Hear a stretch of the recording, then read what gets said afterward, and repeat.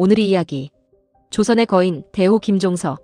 시작 전 좋아요와 구독 부탁드립니다. 시작합니다. 오늘 우리는 조선 역사상 가장 강렬한 이름을 가진 한 남자를 만납니다. 바로 김종서입니다. 커다란 덩치에 칼을 휘두르는 험상궂은 장군이 떠오르시죠. 그런데 이건 우리가 가진 가장 큰 오해 중 하나입니다. 많은 분이 그를 무관으로 알고 계시지만 사실 그는 1383년 고려의 공주에서 태어난 정통 선비 가문의 자제였습니다. 기록에 따르면 어린 시절에 그는 체구는 크지 않고 얌전했다고 합니다. 하지만 눈빛만큼은 밤하늘의 별처럼 매서웠죠. 집안 어른들은 그를 보며 이 아이는 붓으로 세상을 호령할 것이다라고 예언했습니다. 하지만 그 붓이 훗날 여진족의 피를 적실 칼이 될 줄은 누구도 몰랐습니다. 1405년 태종 5년 23살의 청년 김종서는 문과에 급제합니다. 이때부터 그의 문신 코스가 시작됩니다. 태종 임금은 깐깐하게 법도를 따지는 이 젊은 신하를 눈여겨봤습니다. 김종서는 원칙에 밟고 굽힐 줄을 모른다. 태종의 이 평가는 훗날 세종대왕에게 그대로 전달됩니다. 신하들 사이에서 그는 강직하고 법도에 밝았다고 전해집니다. 세종 15년 세종대왕은 일생일대의 결단을 내립니다. 당시 북방은 여진족의 잦은 침입으로 지옥이나 다름없었습니다. 조정 대신들은 모두 북방으로 가기를 꺼렸습니다. 죽으러 가는 길이나 마찬가지였으니까요. 이때 세종이 지목한 인물이 바로 김종서였습니다. 김종서라면 여진족의 길을 꺾고 우리 영토를 넓힐 수 있다. 세종은 무장만이 아니라 행정과 군사를 함께 다룰 수 있는 인물이 필요했습니다. 그 선택이 바로 김종서였습니다. 행정 및 군사 복합형 전략가였기 때문입니다. 이것이 훗날 한반도의 지도를 완성한 육진 개척의 시작입니다. 하지만 여러분, 이 거대한 북방 개척이 어느 날 갑자기 김종서 한 명의 힘으로 시작된 일이었을까요? 아닙니다. 이건 세종대왕이 즉위 초부터 치밀하게 준비해온 조선 영토 프로젝트의 완결판이었습니다. 이미 서쪽 압록강 일대에서는 승전보가 울리고 있었습니다. 당대 최고의 무장 최윤떡 장군이 앞장서서 여진족을 몰아내고 여항, 자성, 무창, 우예라는 사군을 설치하며 서쪽의 방패를 튼튼히 세운 상태였죠. 하지만 세종의 마음속 지도는 아직 미완성이었습니다. 서쪽 압록강을 찾았으니 이제 동쪽 두만강을 찾아야 한다. 서쪽의 최윤덕이 압록강을 지켰다면 이제 동쪽의 험난한 두만강 방면을 완성할 또 다른 거인이 필요했습니다. 그 험하고 살벌한 동북쪽 땅, 여진족의 본거지나 다름없는 그곳을 향해 세종이 뽑아든 마지막 칼날, 그 퍼즐의 마지막 조각을 맞추기 위해 불려나간 사나이가 바로 김종서였던 겁니다. 함경도의 겨울은 잔혹했습니다. 강물은 얼어붙고 군사들의 손가락은 동상으로 잘려나갔습니다. 하지만 김종서는 물러서지 않았습니다. 그는 병사들과 똑같이 얼어붙은 밥을 먹으며 진지를 구축했습니다.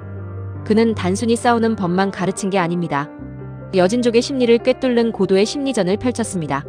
조선은 너희를 공격하지 않지만 선을 넘으면 호랑이에게 물릴 것이다. 후대 기록인 연려실 기술에는 이런 이야기가 전합니다. 어느 날 김종서가 야전 막사에서 식사하고 있었습니다. 여진족 암살자가 쏜 화살이 휘익 날아와 그의 밥상에 꽂혔습니다. 주변 군사들은 비명을 지르며 엎드렸습니다. 하지만 김종서는 젓가락을 놓지 않았습니다. 그는 밥상에 꽂힌 화살을 슥 뽑아 고기를 푹 찍어 먹으며 말했습니다. 놈들의 화살이 아직 힘이 없구나. 이 소문은 바람을 타고 여진족 전체로 퍼졌습니다.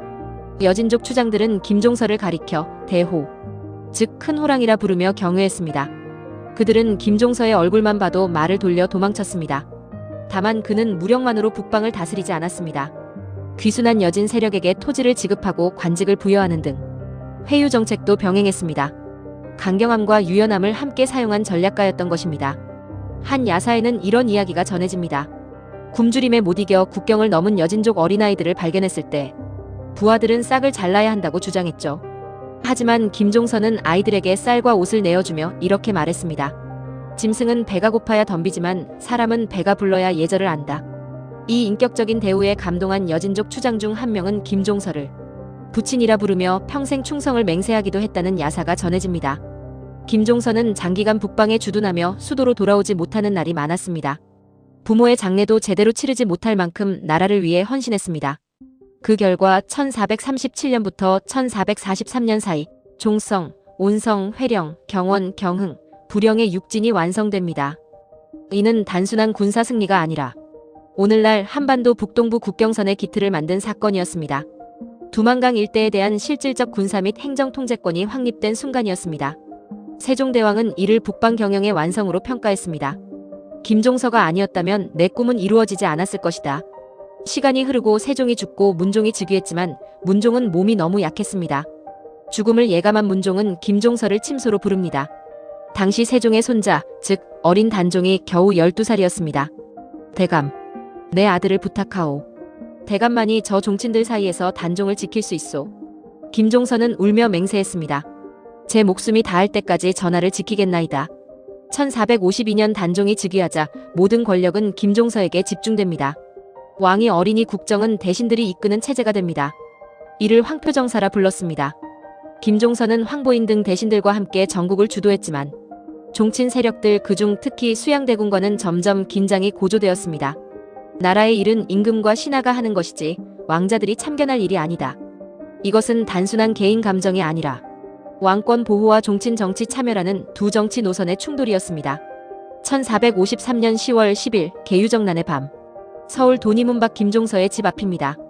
수양대군이 직접 찾아왔습니다. 김종서는 예우를 갖춰 밖으로 나갔습니다.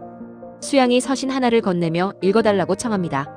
김종서가 달빛에 비추어 서신을 보려고 고개를 숙인 바로 그 찰나 수양의 종이었던 이문이 뒤에서 커다란 철퇴를 휘둘렀습니다. 퍽 하는 소리와 함께 김종서가 쓰러졌습니다. 그의 아들 김승규가 아버지를 몸으로 막았지만 두 사람 모두 피로 물들었습니다.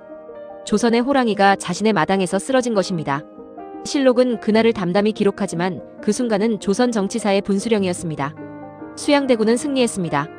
김종서의 목은 잘려 궁궐 문 앞에 높이 걸렸습니다.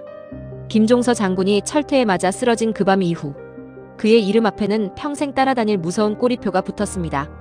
바로 역적입니다. 수양대군이 왕이 된 나라에서 그에게 맞섰던 김종서는 지워져야만 하는 존재였죠. 그의 시신은 수습되지 못했고 그의 가문은 풍비박산났으며 그의 업적은 기록에서 난도질당했습니다. 하지만 진실은 시간이 흐를수록 더 또렷해지는 법입니다. 조선 후기에 접어들며 분위기가 바뀝니다. 숙종과 영조 시대에 이르러 성리학적 의리가 강조됩니다. 비록 패배했지만 끝까지 어린 임금 단종을 지키려 했던 그 충심이야말로 선비의 본보기다라는 목소리가 커진 것이죠. 마침내 영조 임금은 김종서의 관직을 완전히 회복시키고 역적의 명단에서 그의 이름을 지웁니다. 뒤이어 정조 임금은 그에게 충익이라는 시호를 내립니다. 충성스럽고 날개가 되어 보필했다는 뜻이죠. 300년 만에 비로소 조선의 호랑이가 제자리를 찾은 순간이었습니다. 시청자 여러분, 김종서 장군은 완벽한 사람은 아니었을지 모릅니다. 지나치게 강했고 지나치게 꼿꼿했습니다. 하지만 단순히 충성심 때문에 그를 기억하는 걸까요? 아닙니다. 현대에 들어 김종서가 더 높게 평가받는 진짜 이유는 따로 있습니다.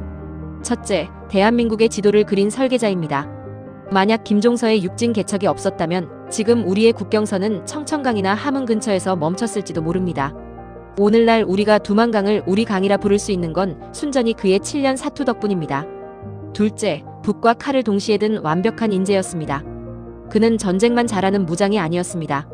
고려의 역사를 정리한 고려사 편찬을 진두지휘한 당대 최고의 역사학자이기도 했습니다. 문과 무를 완벽하게 겸비한 세종이 꿈꿨던 이상적인 신하의 표본이었던 거죠. 역사는 승자의 기록이라고들 합니다. 하지만 김종서라는 이름 앞에서는 그 공식이 깨졌습니다.